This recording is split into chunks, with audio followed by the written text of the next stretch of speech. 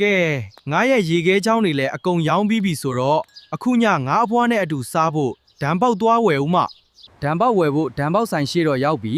ဒါပေမဲ့ဒံပေါက်ကဈေးအရန်ကြီးတော့ငါတော့မစားတော့ဘူးငါအဖွားစားဖို့ပဲဝယ်သွားလိုက်တော့မယ်ဆိုင်ရှင်ကျွန်တော်ကိုဒံပေါက်ပူပူလေးတစ်ပွဲလောက်ပေးပါဗျာဟုတ်ပြီခဏတော့စောင့်ပါရမယ်နော်ငါအိမ်ကိုမြန်မြန်ပြန်ရမယ်ငါအိမ်ကိုစိုးစိုးမပြန်လို့ငါအဖွားငါ့ကိုစိတ်ပူနေလောက်ပြီ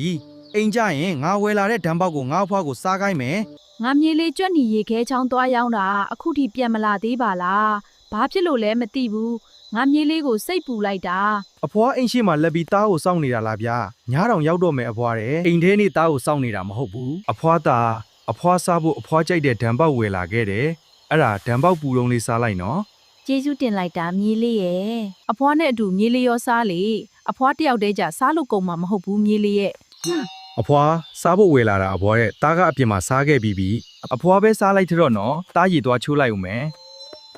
True Bear continued.